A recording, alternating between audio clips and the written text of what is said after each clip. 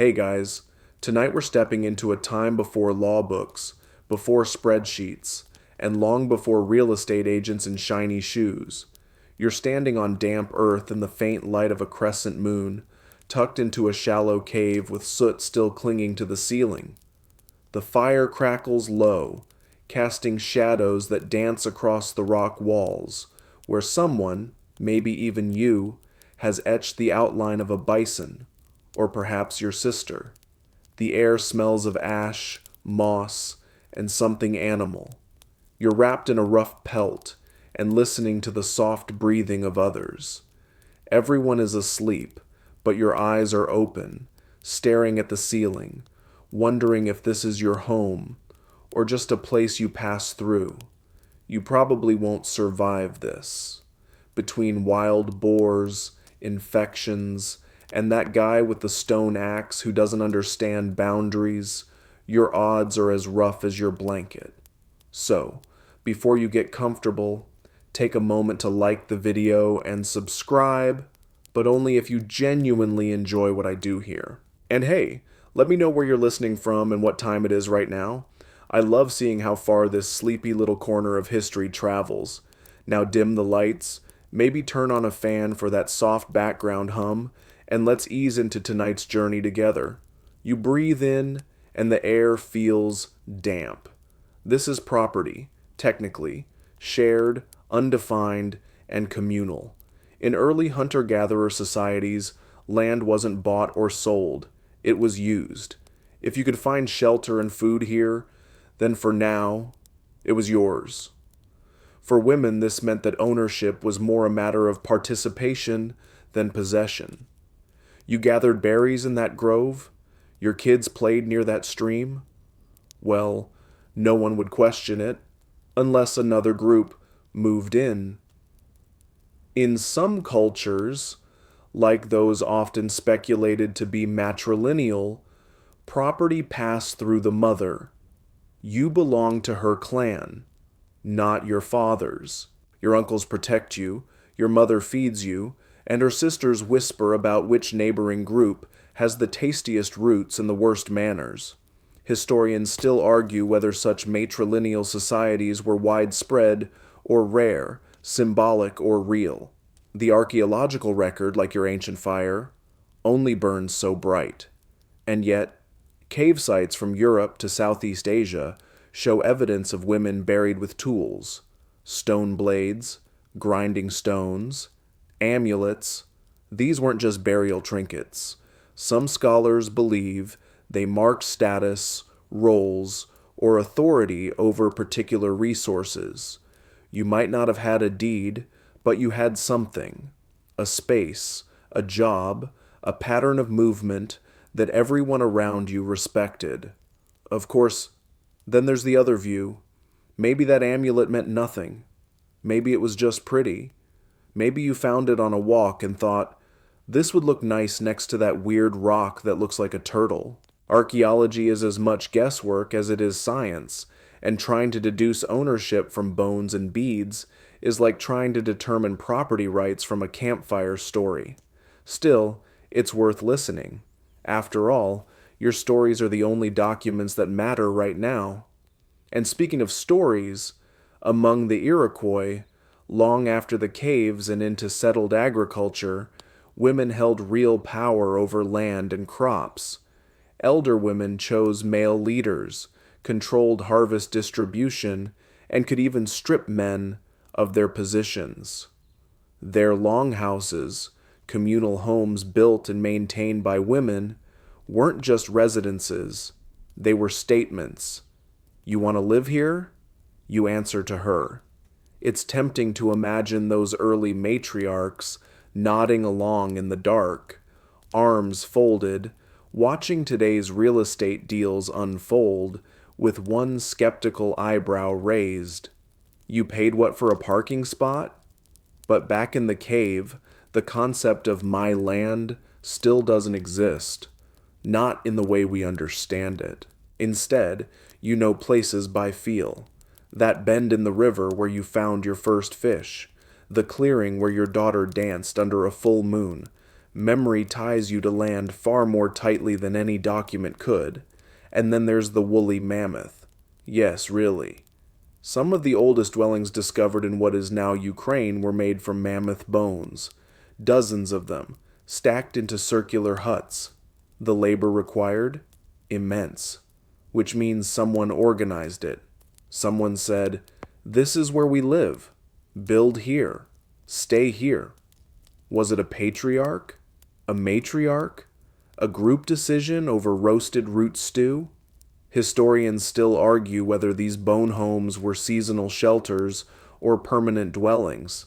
But if you helped build one, you probably believed in it. That makes it yours. And that's the strange truth of ancient property ownership. It was emotional, social, lived in, not transactional. You didn't own land like you own a phone today. You belonged to it. It fed you, held your footsteps, and knew your voice. You left marks, paintings, bones, bits of ash that still whisper, "Someone was here." So as you lie there, staring into the dark, you think not of contracts, but of stories, of berries and shelters and fire, of what's shared and what's remembered. In that flickering cave light, property is less about possession and more about place. You squint under the glare of the Mesopotamian sun, clay dust clinging to your sandals, the smell of date syrup and goat sweat hanging in the air. You're standing in the bustling marketplace of Uruk, balancing a woven basket on your hip and trying to out-haggle a bearded merchant over barley. Your voice is firm. You know what the fair price is.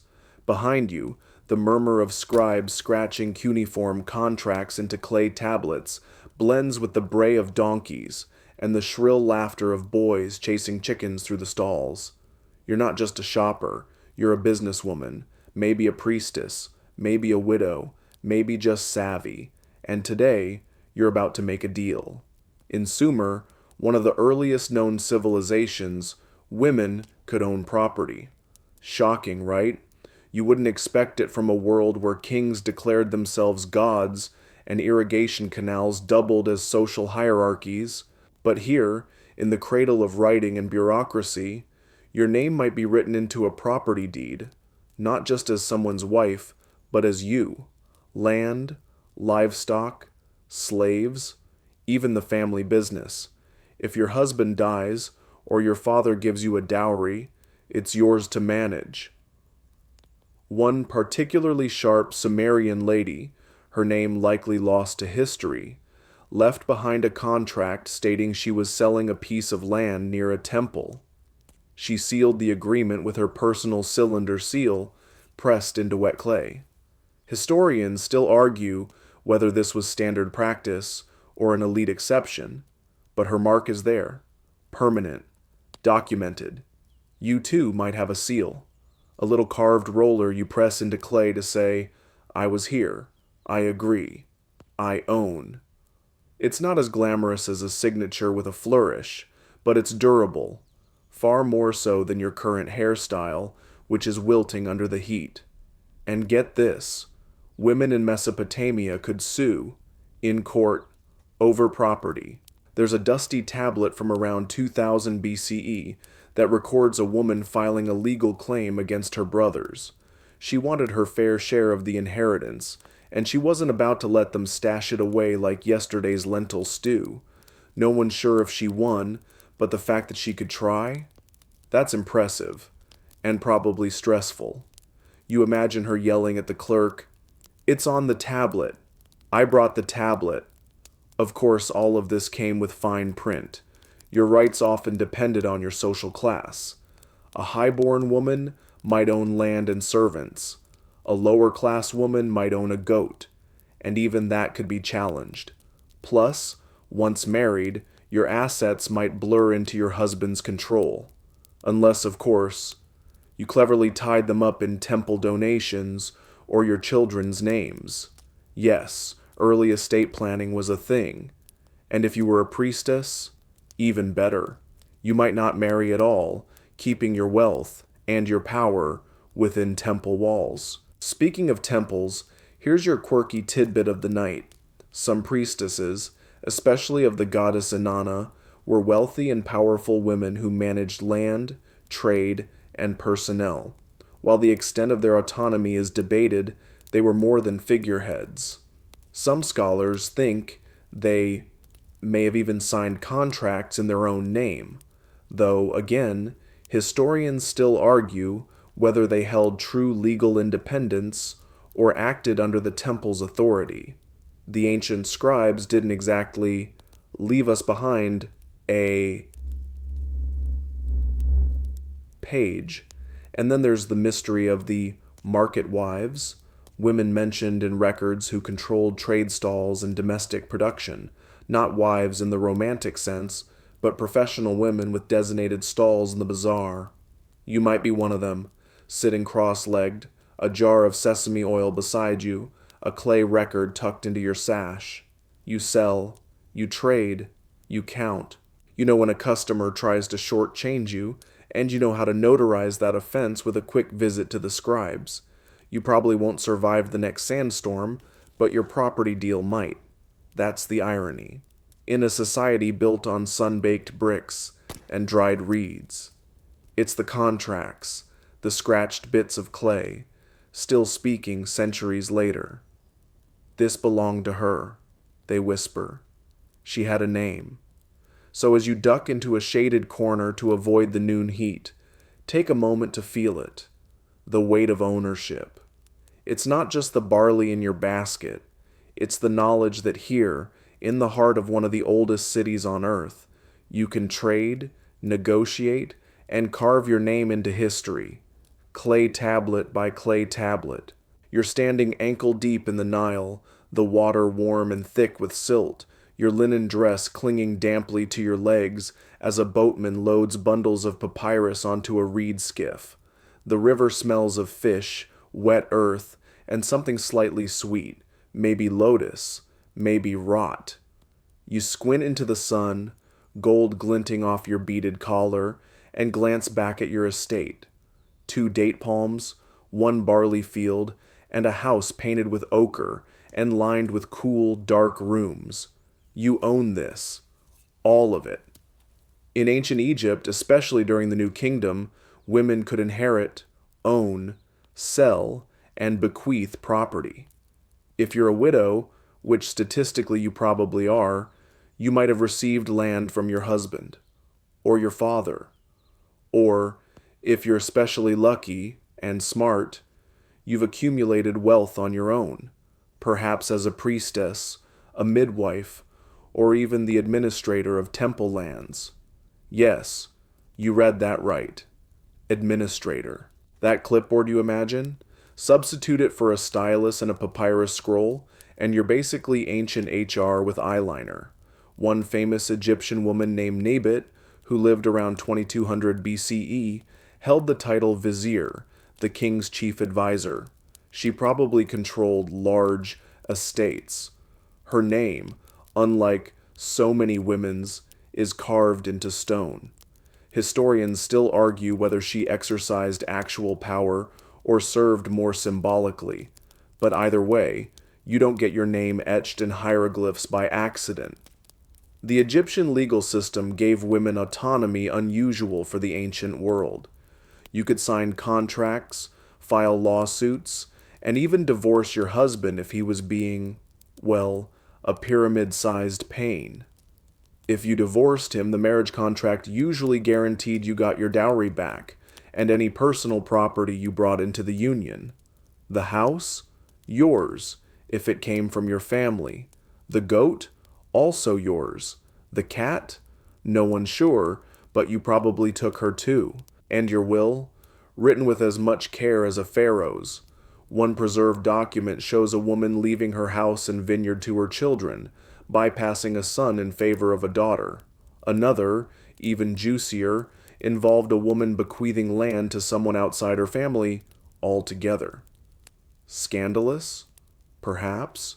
Legal? Absolutely. Of course, not every woman lived like a queen, or even like Nebet. Most Egyptian women were laborers, farmers, or artisans, with little time to ponder inheritance rights. But the laws still applied.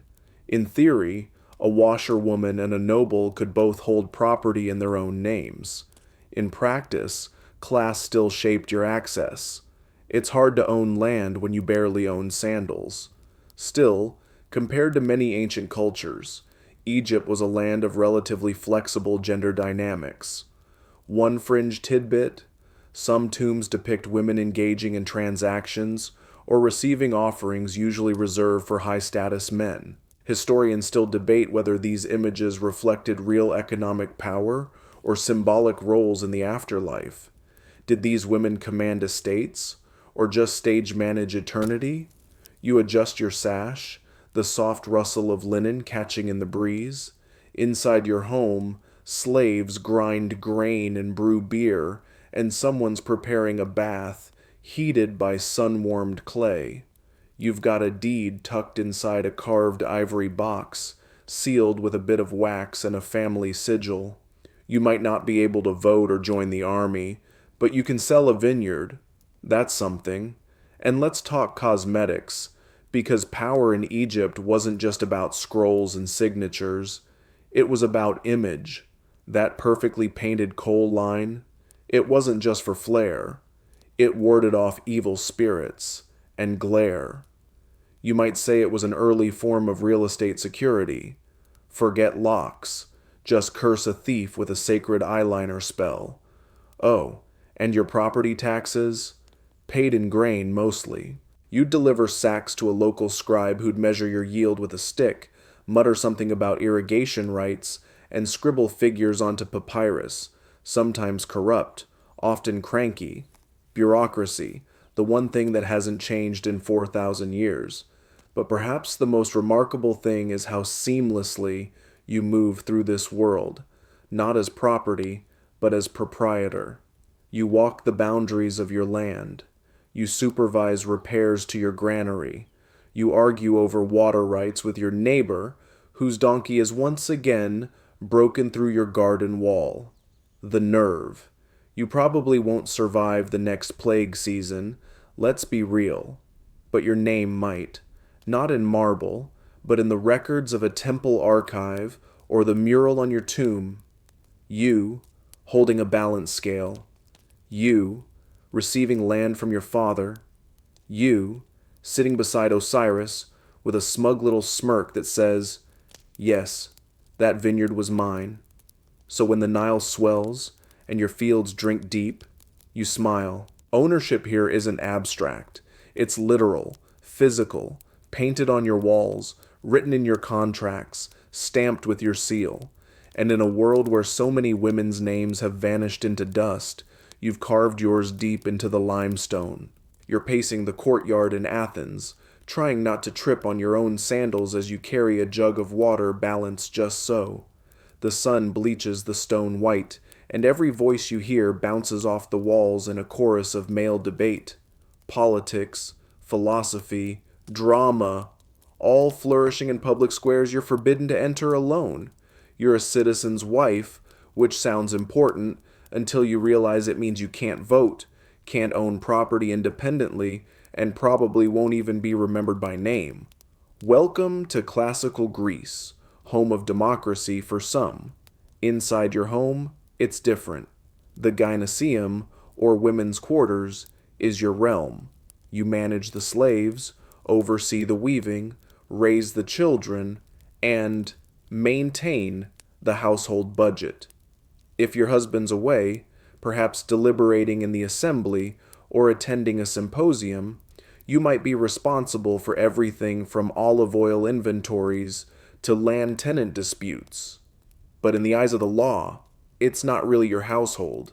It's his. You just keep it running like the world's most thankless COO. Still, women did sometimes control property, sort of, through dowries. Ah yes, the dowry, a bundle of land, livestock, jewelry, and household goods your father gives your husband at marriage. It's technically yours, but only technically. The husband doesn't own it outright. He just uses it. Should the marriage end by death, divorce, or dramatic soap opera poisoning, you or your family can demand the dowry back.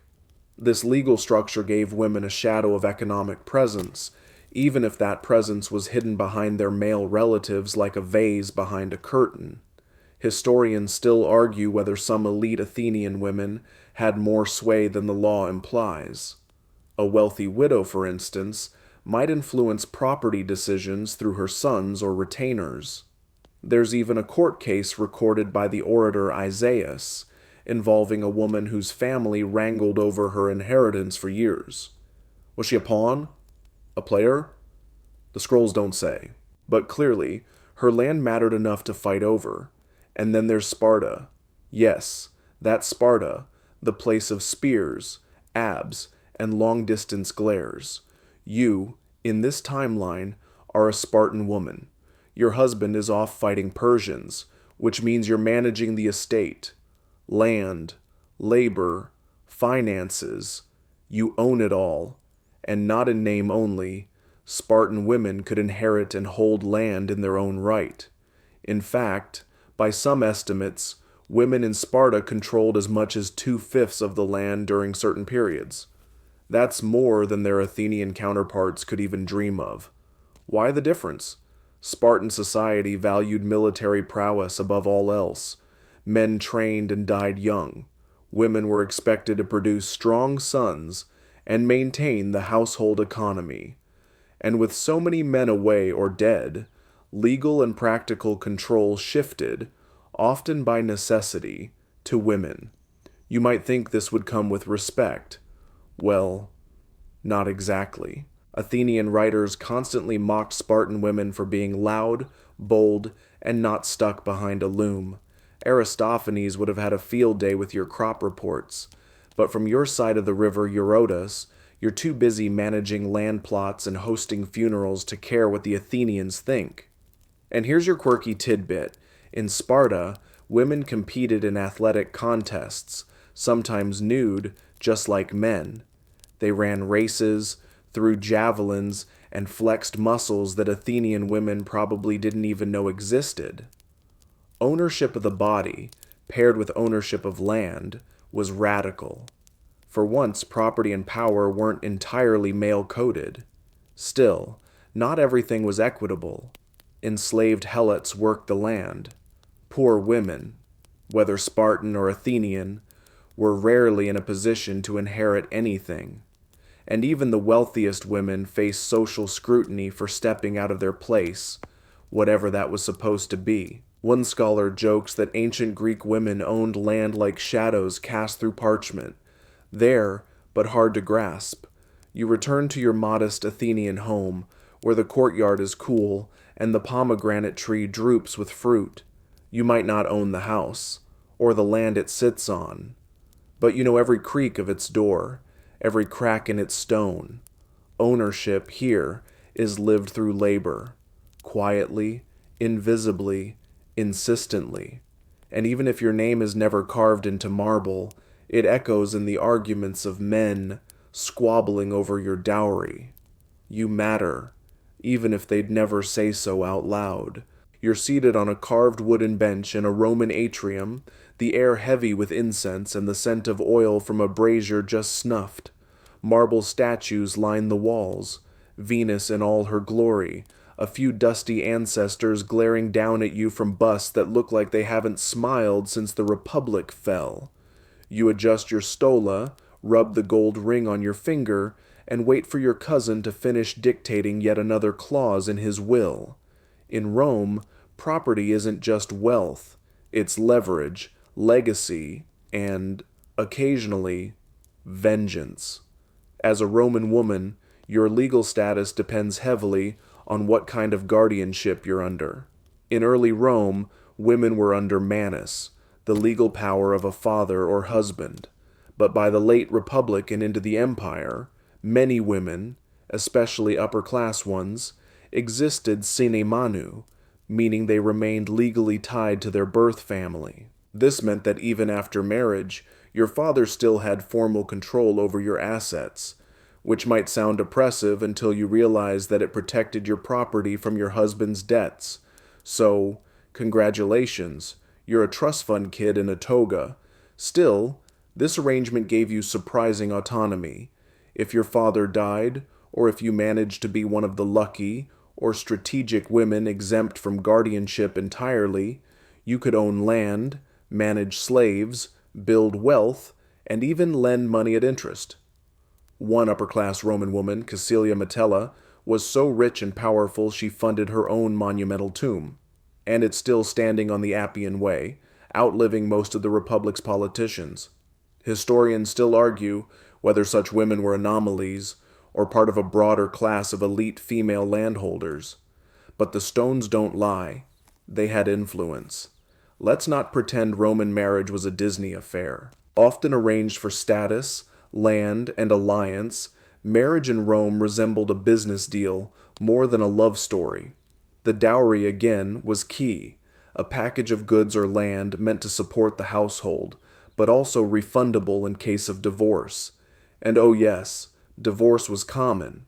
You could initiate it by simply saying, Ubi tu Gaius, ego Gaia, where you are Gaius, I am Gaia, and just walk away, with your dowry in tow, ideally. That doesn't mean you get to be completely carefree. Rome's legal code was detailed, dense, and designed for men. You still couldn't vote, hold office, or join the military. And even your will had to be witnessed by men. But that didn't stop you from writing one, and sometimes writing cleverly. You might, for example, include a clause that leaves a portion of your estate to a temple, thus shielding it from greedy in-laws. Or you might sneak in a conditional legacy for your daughter. She inherits the vineyard if she marries a man of good character and refrains from joining the theater. Yes, really, Romans were snobs about actors. There's even a surviving will in which a woman left land to her freed slaves on the condition that they care for her parrot. Historians still debate whether that was affection or passive aggression. And then there's the reality of Roman real estate. Urban land was gold. If you managed to own a rental insula, one of those slightly terrifying multi-story apartment blocks, you could rake in income from dozens of tenants. Dangerous, flammable, and poorly regulated? Yes, but profitable. You might not build an empire, but you can certainly build equity. Here's your quirky tidbit for the night. Roman women often owned funeral clubs. Think of them like ancient co-ops, where members pooled money to ensure a proper burial. And because burial plots were legally considered property, owning part of a club sometimes gave women indirect land rights, plus a say in how the club's funds were used. Morbid? Maybe, but very practical. You plan for death the way others plan for spring planting. You shift in your seat as your cousin drones on. He's naming heirs, assigning villas, making enemies by omission. You nod, serene, because you already know your assets are tied up in a trust that not even the emperor could touch. You've lent money to 3 senators and a shipping magnate. You own a farm outside Capua, and the house you're sitting in, you bought it quietly during your second marriage, under your maiden name. You probably won't survive the next round of political purges, but your property might, especially if you bequeath it wisely and keep a backup copy of the will hidden behind the kitchen lairs. As the atrium darkens and oil lamps flicker to life, you glance at your seal ring, etched with your family crest. You didn't vote, you didn't legislate, but you managed, you owned, you maneuvered, and in Rome, that might just be the most powerful form of politics there is. You're squinting into a drizzle somewhere in 9th century England, the hem of your woolen gown already soaked with mud, and your breath turning to mist in the damp morning chill. In one hand, you hold a wooden staff. In the other, a crumpled piece of vellum with a roughly scratched cross at the bottom. You can't read it, but it says you just gave away a meadow, and not by accident. Welcome to the early medieval world, where land is power, titles are slippery, and women occasionally surprise everyone. As a Saxon woman, especially one of noble birth, you can own land.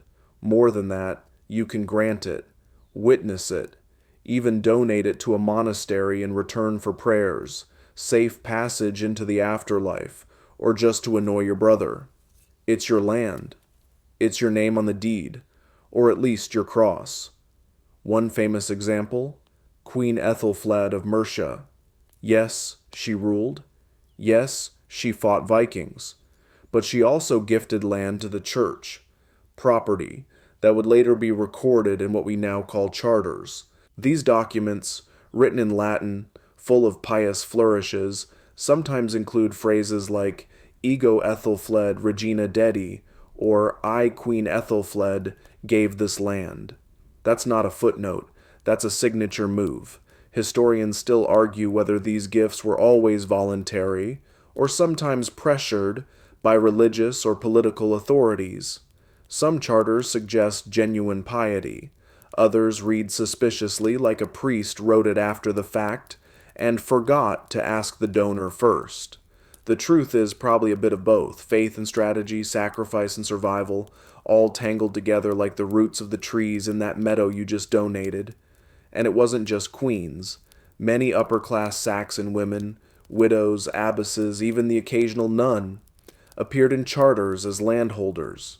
They had legal standing to witness contracts, initiate donations, and pass property to heirs or religious institutions. You might not be able to bear arms, but you can hold acreage. Sometimes that's more dangerous anyway. One especially spicy case, a noblewoman named Winfled left behind a will in which she bequeathed items to her daughters, including land, livestock, and a cuirass. Yes, a piece of armor. Was it decorative? Practical? Historians still debate. But let's be honest. If your will includes armor, you are probably not someone to cross lightly.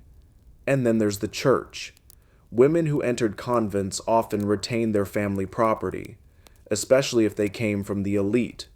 Some of them, like abbesses, became powerful landowners in their own right, running estates, overseeing tenants, and engaging in legal battles. It turns out that celibacy, combined with control over several thousand acres and a scriptorium full of monks, makes for a pretty potent combination. Here's your quirky tidbit of the evening.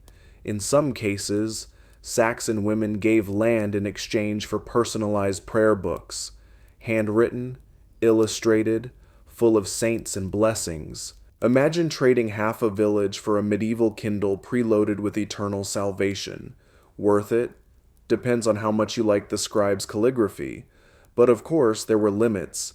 Anglo-Saxon law codes, meticulously recorded in grim little volumes, still frame women as dependents. If you weren't a queen, an abbess, or a widow, your property rights were likely tied to a male guardian. Marriage could shift your status, but also your control. Dowries helped, but again, technical ownership didn't always mean practical power. Still, you walk across your small holding with your head high. The tenants nod to you. The pigs grumble in their pen. Somewhere, a monk is already composing a charter in your name, adding a flourish about your generous and pious spirit. You're not sure if that's accurate, but you let it slide. You probably won't survive the next Danish raid. Those longboats are getting faster, but the scriptorium won't forget you. The land you gave, the prayers you requested, the meadow that now feeds both sheep and scribes, it all lingers. And in a world where signatures are rare and written records even rarer, your cross at the bottom of the vellum glows with quiet defiance. You couldn't read the document, but you authored your own place in it. You're standing in the shadow of a stone tower, lace veil tugging at your braids in the wind, your new husband arguing with the steward about a vineyard you didn't know you technically owned until 5 minutes ago. Welcome to feudal Europe, where marriage is a merger, land is the dowry, and you just became a bargaining chip with a title deed. The year is somewhere in the 12th century. You've just married into a minor noble family, and while your heart may or may not be in it, your land certainly is. A hillside vineyard, a watermill, maybe a few fields, quietly shuffled from your father's holdings into your new husband's domain. Or so he thinks. Dowries are serious business now. In many parts of medieval Europe, especially under canon law and customary practice, a dowry was considered the bride's contribution to the marriage economy. But here's the kicker. While the husband might manage the property during marriage, the dowry still legally belonged to you. If he died, or worse, ran off, you could reclaim it. That watermill? That was always your ace in the ledger. Historians still argue whether women actually controlled the land they brought into marriage, or merely had their names attached to it like a formality. But estate records from France, Italy, and England show women initiating lawsuits to recover dowries, demanding unpaid rents, and even threatening to pull back their dowry if their husbands misbehaved, which is sort of like a medieval prenup with passive-aggressive livestock. And speaking of livestock, let's talk about Morgangabe, the morning gift. In some regions, a husband would present land, gold, or a valuable token to his wife the morning after the wedding night. Symbolic? Yes. Legal? Also yes. The gift belonged to you. One German countess received a forest. You might get a small cottage and a goat, but it's the principle. Not all women waited for their husband to die before taking control. If you became a feme soul, usually through widowhood, you were legally independent, and widows were everywhere. Between wars, plagues, childbirth, and sword duels over flagons of wine, medieval husbands were not long-lived. You, however, were hardy, clever, and had a strong grasp of tenant accounts. Here's your quirky tidbit. Some widows, especially in England and the Low Countries, ran their estates better than their late husbands ever had. Chronicles speak of widows doubling profits, expanding trade, and turning crumbling keeps into prosperous manors. One Flemish widow even organized a militia to protect her farmland from bandits. Don't mess with someone whose emotional support animal is a warhorse. Of course, if you remarried, your autonomy usually evaporated like a puddle in July.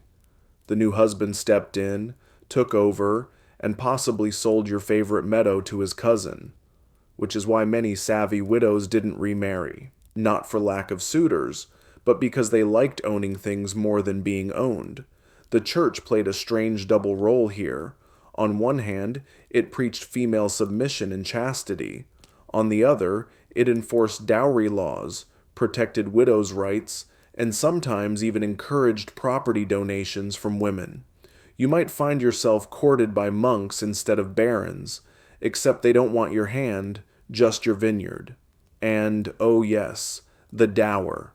Not to be confused with the dowry, the dower was the land your husband promised you if he died first, which, statistically, he would.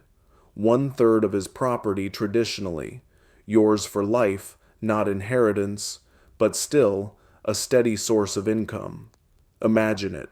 Your husband croaks from bad oysters, and suddenly you own a manor, a mill, and the right to tax peasants who never quite look you in the eye. Still, you don't strut. That's unbecoming. Instead, you walk the fields in a practical kirtle, hands tucked into your sleeves, nodding quietly at the reeve and the shepherds. You know the yield from each barley plot. You know who owes rent.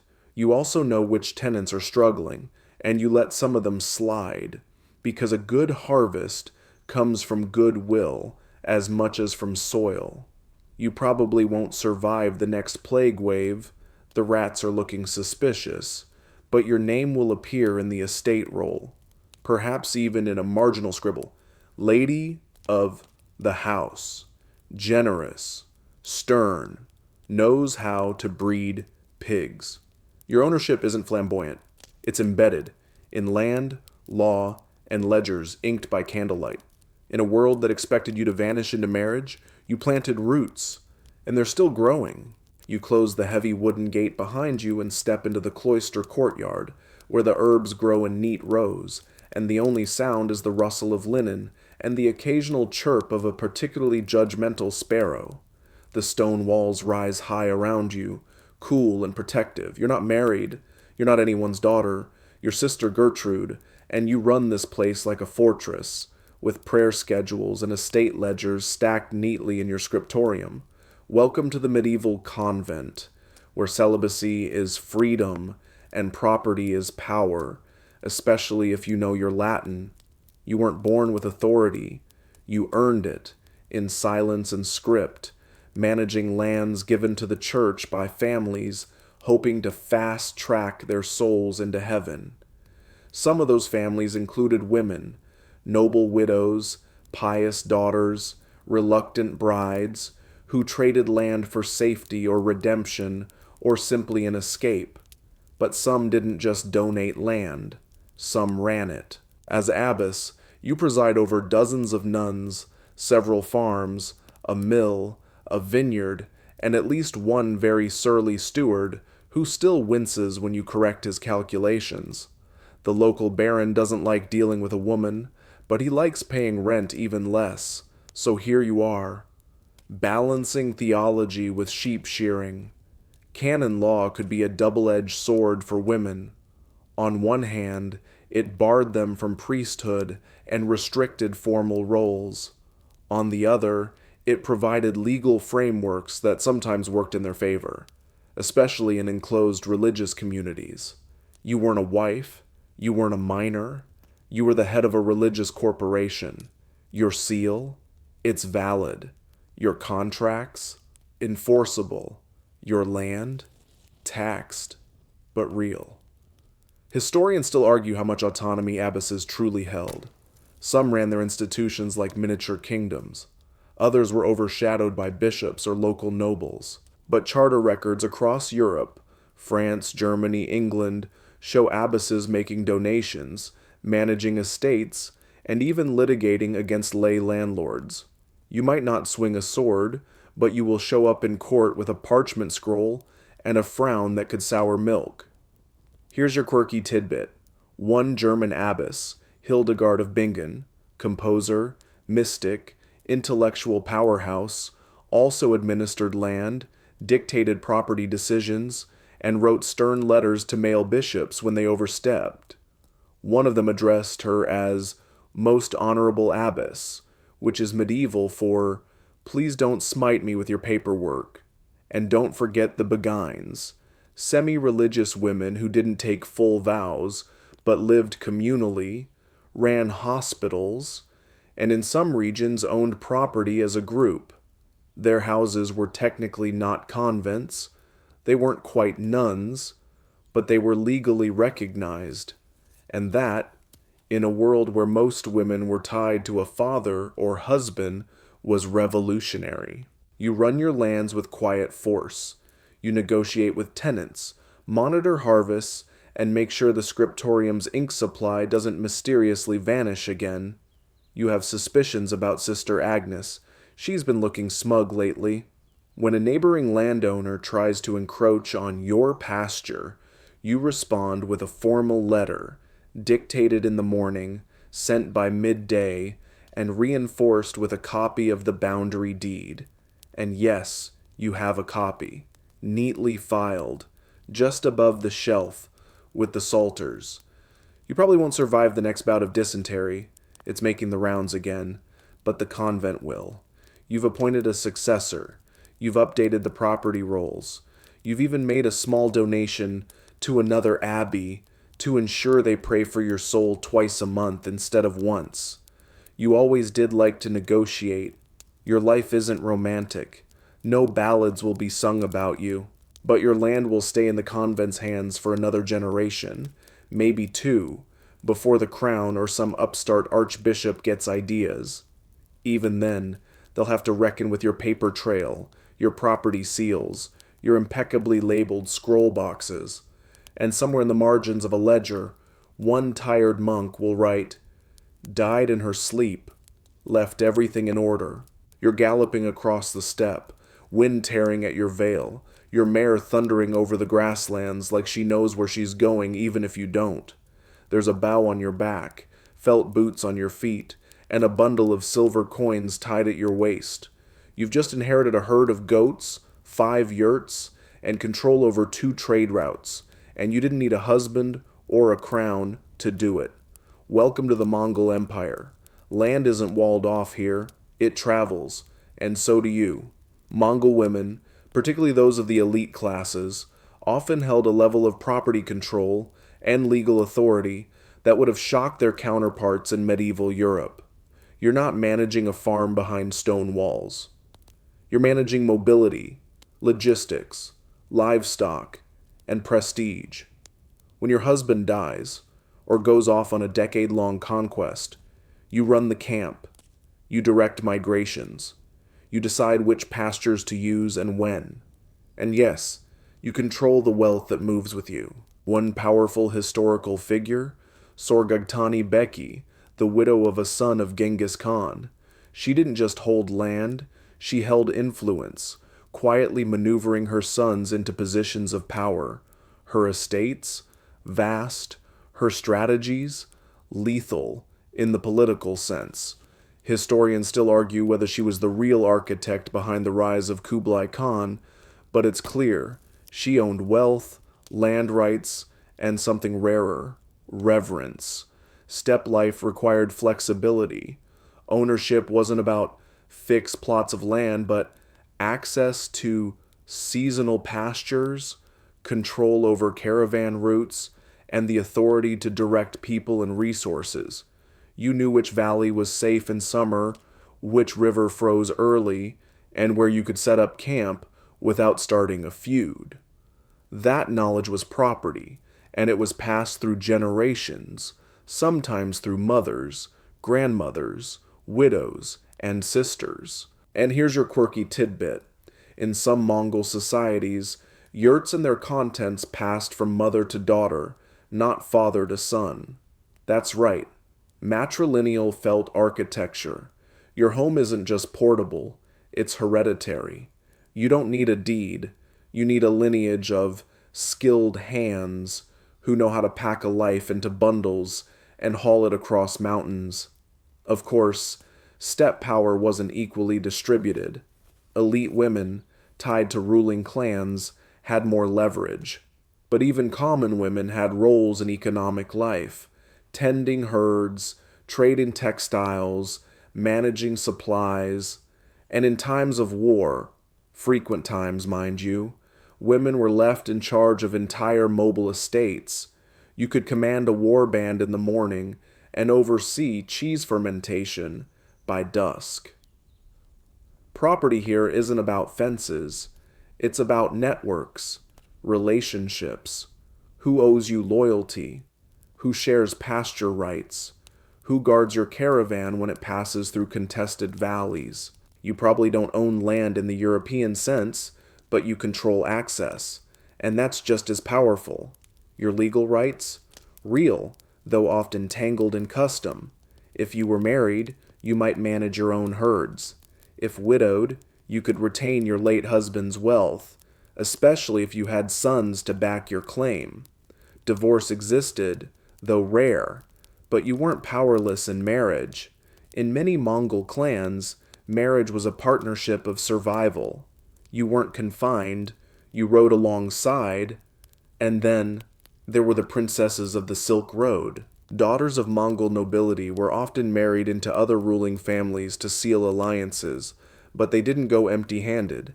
They brought land, wealth, and in some cases, entire cities as their dowry. Historians still debate whether these women retain control over their dowry territories, but some records suggest they ruled in practice, not just name. You rein in your horse atop a ridge, scanning the horizon. Your banners flap in the wind. Below, your people begin setting up camp, unrolling felt, staking posts, arranging supplies in a layout that reflects not just practicality, but hierarchy, clan, honor. You probably won't survive the next internal power struggle. Mongol dynastic politics are brutal, but your yurt will stand long after. Your name might not make it into Western textbooks, but your lineage will know you made decisions, signed agreements, managed wealth, and navigated the open world with authority. No walls, no locks, no parchment deeds. Just wind, memory, and your shadow stretched across the steppe like a banner. You're standing behind the counter of a timber-framed shop on a narrow cobbled street, sleeves rolled up, apron dusted with flour and ledgers inked with yesterday's sales. The air smells like honey cakes and boiled leather. Your husband? Off somewhere in Bruges on a buying trip. You're managing the entire operation, dodging late payments, settling disputes with suppliers, and overseeing the apprentices. Welcome to the medieval merchant class, where your name might not be on the sign, but make no mistake, the shop is yours today. In bustling towns across Europe, Paris, Ghent, London, merchant wives often served as business partners in everything but legal title. Married women couldn't always own property independently, depending on the local laws. Coverture was especially strict in England. But the day-to-day running of a household business, that was yours, completely. You handled inventory, wages, credit accounts, market disputes, tax assessments, and sometimes, just sometimes, even lawsuits. Historians still argue whether merchant women had true economic autonomy or if they were just placeholders for their absent husbands. But records from guilds, court cases, and tax rolls show names of women not just paying fines, but winning claims, extending credit, and commissioning goods. You weren't invisible. You were just written in smaller script. Here's your quirky tidbit. In many towns, widows of guild members were permitted to continue their husband's trade under their own management. A widow baker could keep baking. A widow weaver could keep weaving. Some even trained apprentices and ran workshops for decades. One London widow in the 14th century kept her late husband's mercery stall running so successfully that younger guild members complained she had an unfair advantage. Translation: she was better at business than they were. And while not all women were widows or wives of merchants, others found loopholes.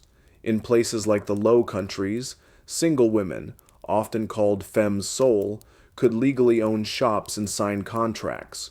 They were rare, but they existed. You perhaps are one of them. Clever, unmarried, just obscure enough to escape scrutiny, just wealthy enough to make waves. Let's not sugarcoat it, though. Female success could draw suspicion.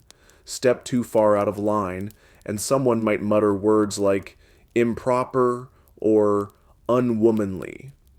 Sell too much too fast, and suddenly the tax collector shows up a little too often. Balance was key. You smiled in public, undercut your rivals in private, and made sure the bishop's niece always got the nicest ribbon in stock. Your husband returns once a season, maybe less. When he does, he nods approvingly at the tidy accounts and full shelves. He boasts to his friends that his wife has a head for numbers. Oh, what he doesn't know is that you renegotiated the spice contract, hired a second apprentice, and stashed a few silver coins in the heel of your boot for contingencies. The church preached submission, yes, but even nuns kept their own kitchens running and bartered eggs with the market. In practice, no town could function without women in trade. They sold, stitched, brewed, baked, and calculated. And even if they didn't technically own the building, they owned the business in every other way that counted. You probably won't survive the next bout of food poisoning from the fishmonger's Friday special, but your ledgers will. Some clerk will run his fingers over your name, half faded but legible, and wonder why this particular stall stayed profitable for 23 years. He won't know it was you, waking before dawn, bargaining at the docks, slipping a little extra nutmeg to the loyal customer, teaching your daughter to count change by candlelight. But your shop will remember. You're standing at the edge of an apple orchard, skirt hitched up to avoid the damp grass, a sharp wind tugging at your bonnet. The trees are heavy with fruit, though your hands tremble just a little as you gather them into a basket. It's not the weather. It's the whispers, the glances, the way your neighbor suddenly remembers his sheep have wandered into your field. Again. And behind it all, that unmistakable sense that owning this land, as a woman, might now be your greatest liability. Welcome to early modern Europe, where inheritance is both a blessing and a curse, and sometimes a death sentence. You inherited this orchard from your grandmother. She was a quiet woman, practical, with a nose for tinctures and a firm belief in saving every scrap of beeswax. You tended it with her. You know when to prune, when to press cider, when the wind turns just before a frost. And now, with her gone, it's yours, on paper, in practice, in memory. But, in the eyes of the village, that's complicated. Property-owning women, especially those who lived alone, worked with herbs, or simply didn't remarry, often attracted suspicion during the witch-hunting hysteria that swept across Europe in the 16th and 17th centuries. If your cow dies, your neighbor glares. If your cider ferments too strong, someone whispers, "brew hex." And if a child gets sick after stealing your apples, well, you'd better start praying. Historians still argue over whether property was a primary cause of witchcraft accusations or just part of a broader web of gendered paranoia. But one fact is chillingly consistent. Women accused of witchcraft were often older, widowed, and, crucially, possessors of property. Land, animals, houses, things others wanted, things others could inherit if only you were conveniently removed. One famous case: in 1597 in North Berwick, Scotland, a woman was accused of witchcraft, not because of a bubbling cauldron, but because she just inherited land her cousin believed was his. The trial featured dreams, storms, and devil's marks, but behind it all, property greed. Not exactly subtle. Here's your quirky tidbit. Some women accused of witchcraft tried to preemptively protect their property by transferring it to their sons or male relatives. In a few cases, they even deeded it to the church, hoping that holy ownership might ward off accusation. One woman in Germany famously left her farm to a local monastery with a note that said, "Better God have it than the gallows."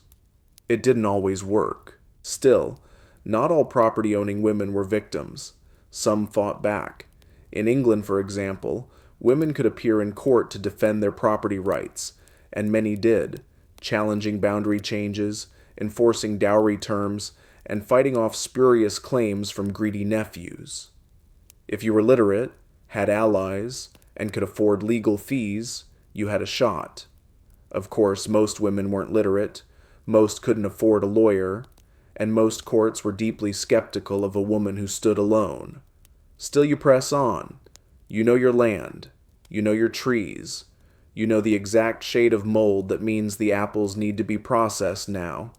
And maybe, just maybe, you know which herbs will ease your neighbor's cough.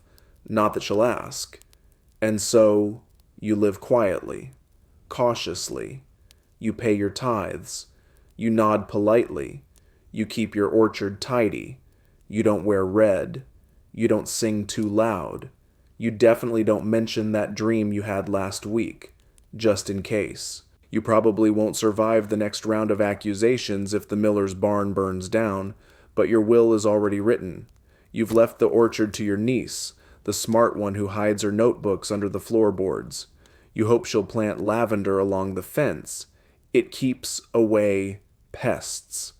And maybe, just maybe, it keeps away suspicion. Because in this world, knowledge is danger. Ownership is power.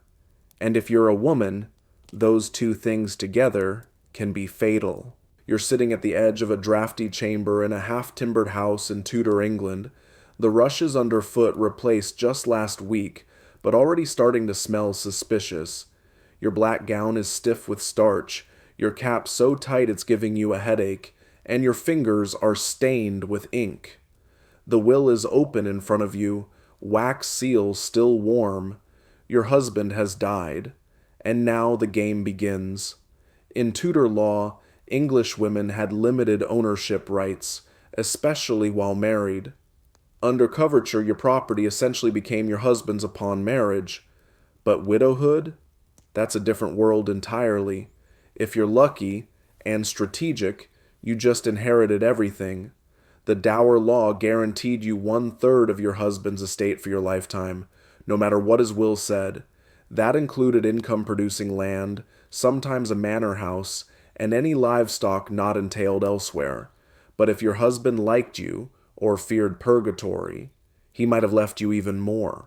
That's why you're squinting at the codicil, a sneaky little addition to his will that changes the terms, sometimes written just before death, sometimes dictated from a sickbed, always dramatic. Historians still argue whether these last-minute revisions reflected affection, guilt, or pressure from shrewd wives and clever clerics. But one thing's certain, these codicils changed women's fates. You might go from near penniless to a state matriarch with just a single Latin clause added between coughs. And here's your quirky tidbit. In the 16th century, some women took to preparing their own wills, especially widows. They distributed jewelry, land, servants, and even debts owed to them. One widow in Kent left behind a detailed inventory including a cherry orchard, 2 feather beds, and a silver spoon bearing the image of a lion rampant. Another left instructions for her daughter to marry no man who drinks before supper or gambles on the Lord's Day. Property came with conditions. If you're upper class, you've likely spent years managing the household, meaning more than just food and linens. You tracked rents from tenants, oversaw seasonal labor, and kept an eye on disputes over hedgerows and sheep pens. Your husband signed the papers, but you did the legwork. Now, with him gone, you have full control. Temporarily, perhaps, but fully, for now. If you're a merchant's wife in London, the story shifts slightly.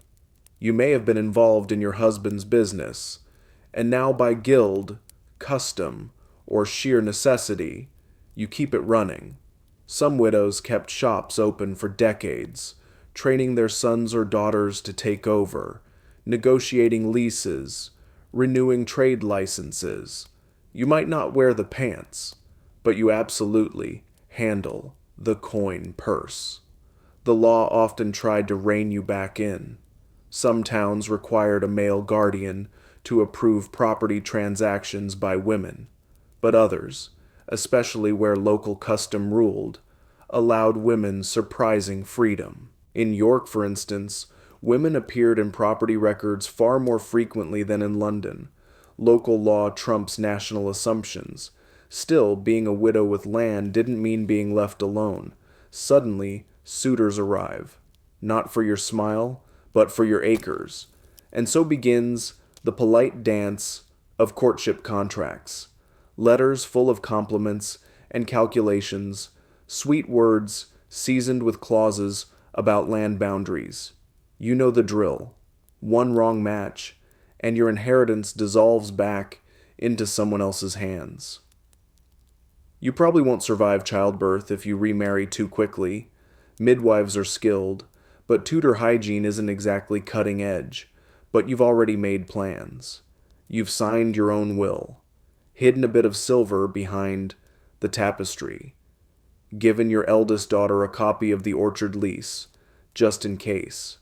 Because in Tudor England, property isn't just power, it's protection. And if you've lived long enough to bury a husband and outmaneuver his brothers, you've earned every acre.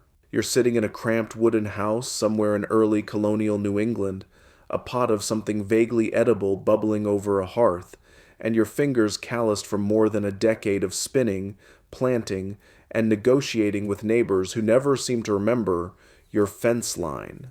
The candles burning low. You pull out a tiny folded document from beneath a stack of linen, your husband's old deed, tucked neatly beside a second paper no one knows about, one with your name on it. Welcome to colonial life, where women aren't supposed to own land, but sometimes they do, quietly, cleverly, and often right under everyone's powdered noses. The law, carried across the ocean from England, follows the usual script. Married women fall under coverture, meaning no independent legal identity. You can't sign contracts, sue in court, or own property in your own name, in theory. But reality? Much murkier. Because in the New World, survival trumps structure. Widows are common. Death, more common. You've likely buried a child, two neighbors, and maybe even your first husband. If you're lucky, he left you something beyond grief. Perhaps land, perhaps a house, perhaps just enough room to rebuild. Some colonies are stricter than others. Massachusetts Bay, for instance, clings to Puritan orthodoxy and English precedent. But other places, like Pennsylvania or parts of Dutch-influenced New York, offer slightly more flexibility. Quaker women in particular enjoy more legal recognition. You might be one of them, your bonnet hiding a mind sharper than any plow blade. Historians still argue whether colonial women's property rights were an accident of frontier necessity or a genuine legal evolution. But surviving probate records show women inheriting land, running farms, and even buying property, often in partnership with a male relative or under the guise of household use. Here's your quirky tidbit. Some women actually hid deeds in cookbooks, sewing kits, or prayer books, document safes disguised as domestic life. A woman in Rhode Island famously stitched a linen sleeve to the inside of her Bible, storing not scripture, but receipts. God may see all, but the local magistrate doesn't check psalms.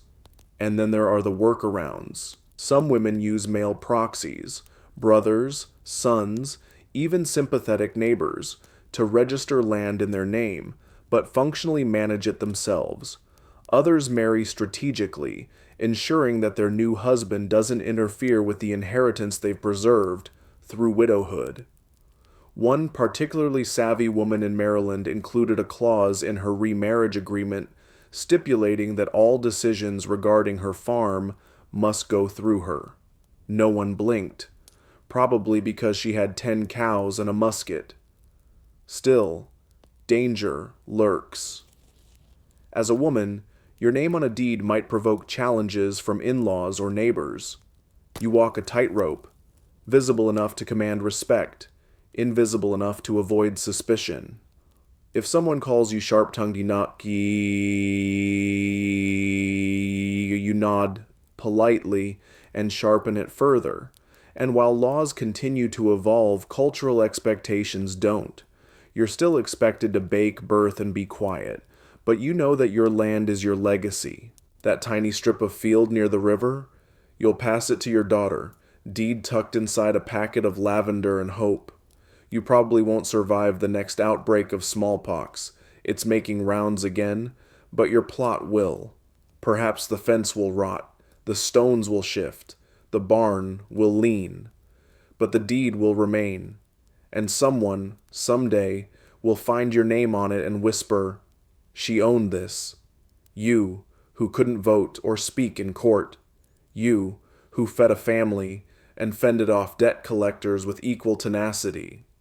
You, who stitched sovereignty into every row of corn and every chapter of the good book. In the world of colonial shadows, you wrote your name in ink and in land. You're standing barefoot on packed red clay in the deep south, your dress threadbare and your back aching from the long day's labor. You're not thinking about titles, contracts, or legal deeds. You're thinking about freedom and whether owning anything, might be possible in a world that says you're property yourself. Welcome to the cruel paradox of slavery in early America, where women of color, especially enslaved women, had no formal legal rights. And yet, within the margins, some carved out pathways toward autonomy. Tiny paths, often painful ones, but real. As an enslaved woman, you cannot own land. You cannot own your own name. But that doesn't stop you from building value. You tend gardens after dusk, raise chickens behind the quarters, sew quilts from scraps and sell them quietly at market. You save coins, barely enough to jingle, hidden in cloth or under floorboards. You count every copper like it's hope, because sometimes that's exactly what it is. Sometimes freedom is purchased by you. There are documented cases of enslaved women buying their own freedom, or that of their children. One woman in South Carolina, known only in records as Phyllis, saved money over 2 decades from laundry work, eventually buying not only her manumission, but a small cabin on the edge of a swampy stretch of land. Legally precarious? Absolutely, but real. Historians still argue how widespread these transactions were, and whether ownership by freed black women amounted to true legal control, or a fragile illusion that could be revoked. But census records from the 1800s do list landowning black women, especially in the North, and later, post-emancipation in the South. Here's your quirky tidbit. In some Spanish and French colonial areas, like Louisiana or Cuba, enslaved and free black women operated under different legal systems. Under coartación, for example, enslaved people could arrange installment payments for their freedom. Some women negotiated these contracts themselves, kept business records, and even acquired property as free women while still buying relatives out of bondage. And if you're a free woman of color, your status is doubly complicated. In places like New Orleans, you might inherit land from a white partner, or buy it outright. You might operate a boarding house, a tavern, or a seamstress business. You might even file wills, pass property to your daughters, and hire lawyers. But you live under constant scrutiny, your rights tenuous, always at risk of being erased with a single law change or the rise of a new regime. You learn to read. You learn to write. You learn which clerks are more likely to respect your papers, and which ones will accidentally misplace your deed. You make 3 copies. You tuck one behind the mirror. You trust no one. During Reconstruction, after emancipation, thousands of black women in the American South sought land ownership as both survival and resistance. Some inherited, others bought land through the Freedmen's Bureau, and some squatted, building homes on abandoned plantations, daring the world to reclaim what had been stolen from them for centuries. And then came the backlash. Black codes, vagrancy laws, legal loopholes, intimidation, violence, arson. Property was power, and power, once gained by black women, became a target. One Alabama woman, Martha Jane, purchased a half-acre lot in 1870. By 1871, her name had vanished from county records, replaced by a white neighbor's. No explanation, no hearing, just a vanished deed and a whispered threat. You probably won't survive the next raid by masked men who don't like the sight of a black woman with land and a front porch. But your child remembers. They remember the garden you planted, the documents you guarded, the fence you built with your own hands, crooked but proud. They will speak your name, and someday, in a dusty courthouse archive, a historian will see it too, inked in a margin, attached to a lost parcel, a ledger entry crossed out, but still legible. Property of, no, owned by. You're standing in prairie grass up to your waist, the wind tugging at your bonnet and the sun baking your shoulders as a government clerk squints at you from behind a makeshift desk. He's got dust in his mustache, and you've got a land claim certificate in your pocket, damp with sweat. It's 1862, and you're staking a claim, not just on land, but on your future. Welcome to the American frontier, where the Homestead Act has opened up 160-acre parcels to those brave or desperate enough to try and tame them. And while most assume it's a man's game, here you are, single, widowed, or otherwise unaccompanied, planting your boots and saying, "This one's mine." Under the Homestead Act, any adult citizen or intended citizen could apply to claim land, provided they lived on it, built a dwelling, and improved the property over 5 years. And yes, women qualified. You didn't need a husband, just a backbone made of iron and ideally some chickens. Historians still argue how many women successfully claimed homesteads, but we know this: thousands did. Estimates suggest as many as 12% of homesteaders were single women. Some were Civil War widows. Some were runaways from bad marriages. Some were just done waiting. And here's your quirky tidbit. Eleanor Pruitt Stewart, a real-life homesteader and letter writer, left behind vivid accounts of her time in Wyoming. She filed for land in her own name, ran her own household, and famously wrote, "I want to see what I can do by myself." Spoiler, she did just fine. It wasn't easy. You built your own cabin, often sod, sometimes logs.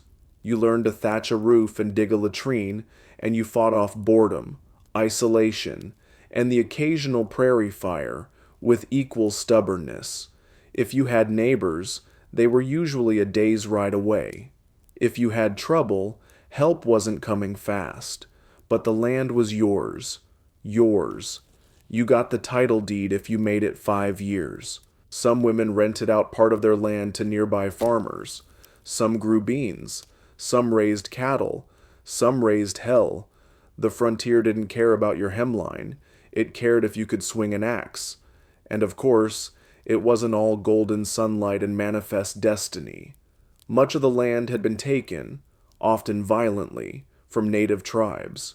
Your ownership came at the cost of displacement, broken treaties, and blood. You knew it. Everyone knew it. And still, the papers got stamped. The flags got planted. The prairie got parceled up. Your claim might be challenged by a nearby rancher who thinks a woman can't hold her own, or a bureaucrat who misfiles your paperwork, or a blizzard that erases your fence posts. But you dig in, you build, you survive, and then you thrive. Maybe you marry, maybe you don't. If you do, you make sure the marriage contract is clear. The land was yours before him, and it stays that way. If he disagrees, well, there's always a horse tied out back, and another patch of prairie just over the hill. You probably won't survive the next winter without losing at least one toe to frostbite. Those log cabins are drafty, but your name will appear on the land patent, etched into government ink. 5 years of backbreaking work. 5 years of hauling water, chopping wood, digging potatoes, and chasing foxes from the chicken coop. But the land is yours. You walk its borders in the golden light of a late summer evening, your skirt brushing wildflowers, your heart steady. No one gave it to you. You earned it.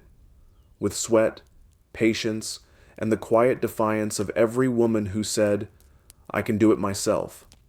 And now, when the census taker comes and he asks, "Head of household?" you look him straight in the eye and say, "Yes, that's me." You're sitting at a kitchen table in a soot-streaked tenement in Manchester, your fingers sore from mending shirts, the kettle bubbling with weak tea. A factory whistle screeches in the distance, another shift over, another accident waiting to happen. You look across the table at your hands, your rent receipt, and a folded document that names you as the leaseholder of this grim 2-room flat. You're a widow now, and somehow you're a landlord. Welcome to the industrial age, where chimneys blacken the sky, and, unexpectedly, women begin to acquire property, not through inheritance, not through marriage, but through survival. The 19th century is a time of contradiction. Women are still legally constrained. Married women in England don't get full property rights until the Married Women's Property Acts of 1870 and 1882, but widows and single women, they're a loophole. A tired, underpaid, coal-dusted loophole, but a legal one nonetheless. You've just buried your husband. He worked the mills. He left behind debt, a few tools, and, miraculously, a tiny building with 2 flats, both of which he inherited from his uncle. And because he died intestate, and you had no sons of age, you now manage it. You collect rent. You negotiate repairs. You fight with the new city inspector about the leaky roof, and you learn. Historians still argue whether industrialization expanded or narrowed women's property rights. On the one hand, factory work gave working-class women wages, and sometimes the ability to buy property, especially in smaller towns or immigrant-heavy cities like New York, Liverpool, or Toronto. On the other, rising housing costs, predatory lending, and legal loopholes often push them right back into dependency. But you're resourceful. You take in boarders. You rent the second room to a cousin. You keep every receipt, challenge every late fee, and keep a copy of your lease tucked inside a flour tin in the cupboard. No one's taking this flat without a fight. Here's your quirky tidbit. In some parts of Victorian London, women who rented stalls at market or held the lease on small shops were colloquially referred to as petticoat landlords. It was a sneer. It became a badge of honor. And it wasn't just Britain. In the US, the expansion of cities meant that boarding houses, often run by widowed or unmarried women, became a major part of the urban economy. These women were landlords, managers, security, cooks, and accountants, all under one roof. You might be one of them, scolding a lodger for breaking curfew while calculating coal costs with a pencil stub on a grocery list. You probably won't survive the next round of tuberculosis sweeping the tenement floor. You've already buried 2 neighbors, but your property documents will. So will your reputation as a woman who keeps her books balanced and her tenants on time.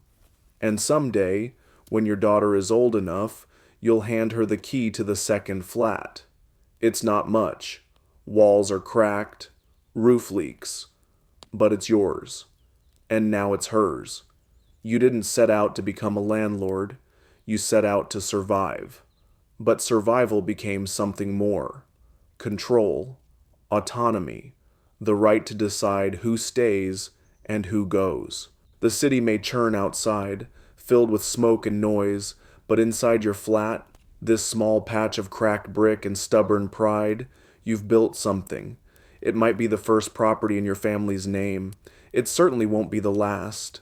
You're gripping a placard outside a courthouse, corset slightly too tight, boots covered in city grime, and your voice hoarse from chanting, "No taxation without representation."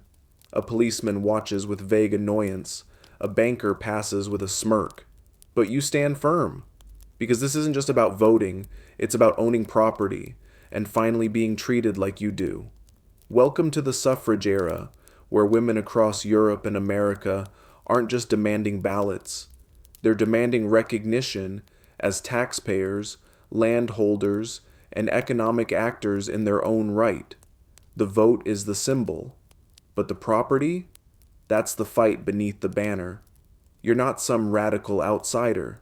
You're a school teacher, a shopkeeper, a landlady. You pay taxes every quarter.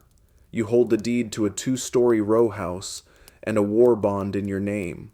And yet, when election day rolls around, you can't vote.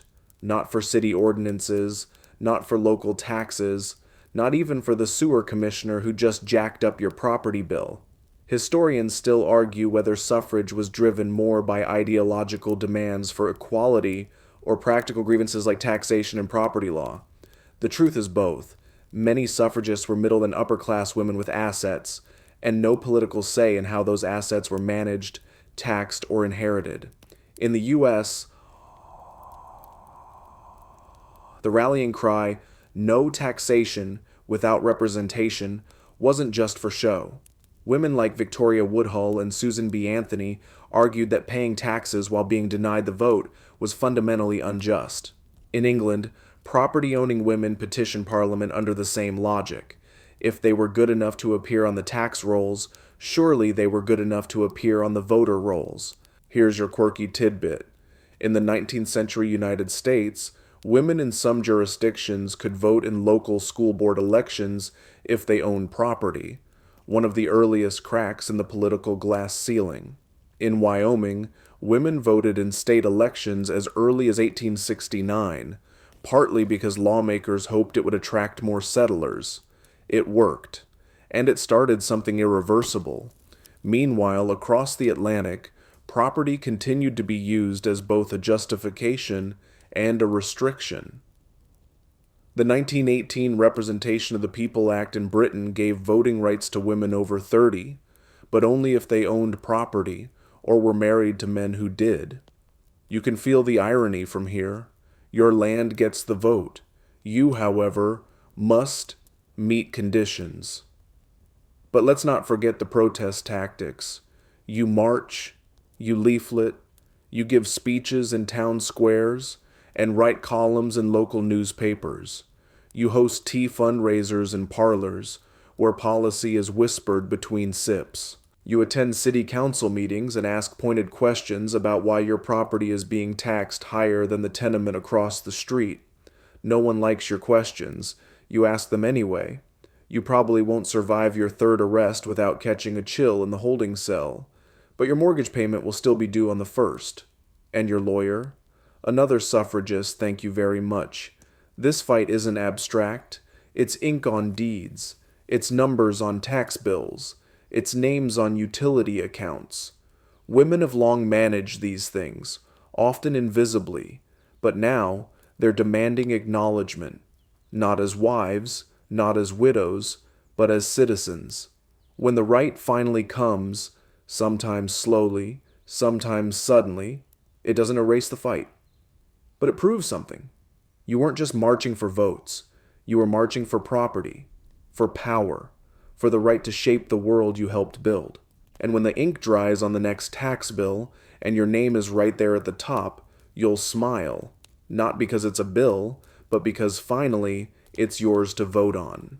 You're sitting on a stiff chair in a banker's office in 1950s Chicago, the fluorescent lights humming above your head, and a stack of paperwork resting in your lap like a dare. You've ironed your blouse, tucked your hair just so, and brought proof of income from the small dressmaking business you run out of your kitchen. You want to buy a house. It's modest. It's yours. But the man behind the desk is already frowning. Welcome to the mid-20th century, where women can own property, but the fine print often says, "Not without a man." You're applying for a mortgage as a single woman. You're not asking for a handout. You have a steady income, a down payment, references, but the loan officer insists you bring a male cosigner, a husband, a brother, even a father, not because of your credit score, but because you're a woman, and women, according to the banking norms of the time, are bad risks. Historians still argue just how widespread formal policies of financial discrimination were versus informal ones, but the stories are countless. Women denied credit, denied loans, denied leases, all despite the fact that many of them already managed household budgets, paid bills, and ran side businesses for years. Ownership was legal. Access? Not so much. Some fought back. Here's your quirky tidbit. In 1974, the U.S. passed the Equal Credit Opportunity Act, finally making it illegal to deny a woman credit on the basis of gender or marital status. But long before that, women found workarounds. Some started businesses under male relatives' names. Others formed cooperatives. Still others saved for years to buy property in cash, avoiding lenders altogether. You, for instance, might keep two ledgers, one for your official dressmaking business, one for the cash tips you quietly stash away. You pay rent on time. You help a neighbor with her bookkeeping. You know exactly how much you need for a down payment, and you've wrapped it in paper and placed it under your mattress. Eventually, you find a real estate agent who doesn't flinch at your signature. Maybe she's a woman too. Maybe she's just tired of red tape. She finds you a duplex with flaking paint but good bones. You buy it, using a cousin's name on the papers. For now. Later, you'll file to transfer the deed. Quietly. Carefully. And when it's official, your name, on paper, with no asterisk, you'll cry. Not because you're emotional, because you're exhausted. Because every form, every delay, every condescending, "Are you sure you understand interest rates?" was one more reminder that the law doesn't always match the lived experience. And if you're married, don't assume it's easier. In many places, banks still require your husband's signature, even if it's your income paying the bills. If you divorce, you might lose the house, the business, and the bank account in one fell swoop. Courts often favor husbands, especially if children are involved. You fought to build a life, and now you have to fight to keep it. Still, you persist. You build equity. You paint the porch. You rent the upstairs to a young couple. You keep the receipts, file your taxes, and leave a little envelope marked "next month" in the cookie jar. You don't trust the bank. Not yet. You probably won't survive the next interest hike without giving up meat for a while, but your property will stay in your name. And someday, when your niece visits and sees your name on the mailbox, she'll understand something important, that the mortgage isn't just money. It's proof that you, on your own, could own something, build something, protect something, not for someone else, for you. You're sitting cross-legged on a second-hand sofa in a small condo with laminate floors and Wi-Fi that only works in the kitchen. You've got a half-drunk oat milk latte beside you, a spreadsheet open on your laptop, and a Zillow tab blinking in another window. It's the 21st century, and you're trying to buy your first place. You've read the blogs, you've run the numbers, you've even watched that YouTube video about manifesting equity. Now you're just waiting for the lender to call back, and praying your credit score doesn't hiccup. Women today can own property, legally, officially, across most of the world, but that doesn't mean they do in equal numbers, or with equal ease, because somewhere between the wage gap, student debt, unpaid caregiving work, and a still male-dominated financial industry, modern women are still climbing uphill. Just now, they're doing it in heels they bought on sale. Let's break it down. In many developed countries, single women actually outpace single men in first-time homeownership. Shocking? It shouldn't be. Women are increasingly investing early, earning degrees, building careers. But here's the catch. They often earn less. According to recent data, women globally earn about 77 cents on the dollar compared to men. That translates into smaller mortgages, tighter budgets, and a longer path to wealth building. Historians don't even have to argue anymore. There's a mountain of data. The gender property gap is real, persistent, and shaped by structural issues far beyond individual financial literacy. In some countries, women still face legal or procedural barriers, needing spousal consent, or struggling to access capital without a male guarantor. In others, it's subtler, higher mortgage rates offered to women due to risk assumptions, or fewer female names on land titles and joint purchases. And here's your quirky tidbit.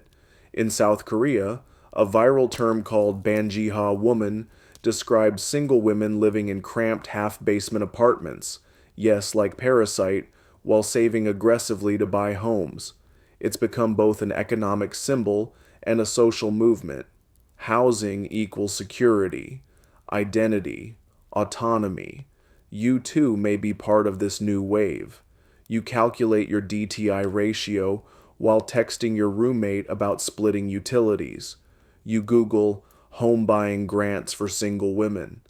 You attend a seminar where the speaker says, "Ladies, don't wait for Prince Charming. Buy the castle yourself." You laugh, but then you nod. You probably won't survive this housing market without losing a few weekends to confusing paperwork and open house wine spritzers, but you persist. You gather your pay stubs, your tax returns, and that letter from HR. You write a short, earnest letter to the seller. You get pre-approved. You hold your breath. And eventually, after a bidding war, 2 appraisals, and 1 minor emotional breakdown, you get the call. The condo is yours. It's not a mansion. It's not beachfront. But it has a balcony with enough sun for basil. You hang up your coat. You light a candle. You sit on the floor because the furniture hasn't arrived. And for the first time in your life, you look around and think, this is mine. Not rented, not borrowed, not gifted, owned. You'll still face obstacles, higher repair quotes, assumptions from neighbors, maybe even that uncle who calls to ask if you're sure you can handle this alone. But you'll smile politely, and then you'll review your equity gains for the quarter. Because modern ownership isn't just a contract, it's a declaration that you are enough, with or without a cosigner. You're walking through a sleek, white-walled showroom in your socked feet, VR goggles perched on your head, and a motion controller clutched in each hand. On the virtual ground beneath you, green pixelated grass. In the air, floating menu options for Customize My Cabin and Purchase Lakefront View. Welcome to the metaverse. Welcome to Web3. Welcome to the strange, glitchy frontier of digital property, and oddly enough, a new chapter in women's ownership. You swipe your hand and teleport to a vineyard that technically doesn't exist, yet somehow just sold for $9,000 in cryptocurrency. It's coded into a smart contract, tied to an NFT, and displayed on a dashboard under your username. Somewhere, there's a blockchain ledger that says, unequivocally, this is yours. But what does that mean? Historians don't argue yet. This era is too new, too shifting. But sociologists, economists, and digital rights theorists, oh, they're in a frenzy. Because for the first time in history, ownership is both borderless and programmable. No lawyers, no paper, no deeds in locked drawers, just math and code. In theory, it's a dream. A decentralized utopia where a woman in Nairobi, Seoul, or Sao Paulo can buy land in a virtual city beside someone from Sweden or Peru. No discrimination, no glass ceilings, no gatekeeping. In practice? Well, not quite. The gender gap in Web3 spaces is massive. Studies show only a tiny percentage of NFT creators, crypto investors, or metaverse developers are women. And while some platforms boast inclusivity, others replicate the same hierarchies we thought we'd left behind. Male-dominated forums, tech bro gatekeeping, tokenized avatars that reduce identity to aesthetics. Still, some women are staking their claim. You might be one of them, joining a DAO, decentralized autonomous organization, investing in a digital art gallery, or co-founding a virtual wellness retreat where users pay to attend guided meditations on floating lily pads. You're not flipping mansions, you're flipping norms. Here's your quirky tidbit. In 2022, a metaverse plot of land shaped like a pair of high heels was marketed specifically to female-led Web3 ventures. It got roasted on Twitter. But behind the meme was a real effort. Women creating intentional digital space on their own terms. You probably won't survive the next crypto crash without a migraine and a hard lesson about wallet security, but that plot of pixelated coastline with the animated waves? Still yours. It lives in the ledger. It exists outside borders, banks, and, allegedly, bureaucracy. And the questions start to stack up. What does it mean to inherit digital property? Can you pass on a crypto wallet like a farmhouse? What happens when your daughter forgets the 24-word seed phrase? Ownership in the future won't always be physical, but the hunger for it, especially for women, remains ancient. To have space, to hold something, to plant your flag, real or virtual, and say, "This is mine." So you log out, remove the goggles, rub your eyes. Your living room is still yours, the condo, the field, the orchard, the flat in the industrial city, the yurt on the steppe, the claws in the codicil, the meadow behind the convent. Centuries of struggle, workaround, and quiet triumph brought you here. And now, somewhere out in a server farm buzzing with heat, another woman is drawing up a digital land plan. Maybe for a vineyard, maybe for a library, maybe just for herself. So now you lie back, let the soft hum of the present fade, and drift through the shadows of centuries. You walk along the cave wall where your ancestors etched stories in soot. You sit beside a Sumerian woman tracing her seal into clay. You pass the Nile where a widow counts her vineyards, nod at the Spartan girl riding home with her inheritance in saddlebags. You catch a flicker of parchment in a monastery, glimpse a dressmaker's ledger under a teacup, and feel the scratch of a courthouse pen writing your name over and over again. The timeline fades like fog, but the feeling remains. You weren't always allowed. You weren't always invited, but you found the cracks, slipped through them, and planted something that grew. Property, for women, was never just about land. It was about autonomy. It was safety. It was voice. It was the corner of the world where you could say no, or yes, or leave. It was a space, tiny or vast, where you could simply be. Tonight you hold that lineage like a blanket. You rest on fields your foremothers sowed, under roofs they fought to keep. In names, they quietly slipped into ledgers, wills, and deeds. And you know, deep down, beneath the codes, the currencies, the claims, that ownership is not a paper. It is persistence. Sleep well, landlady of time. You earned it.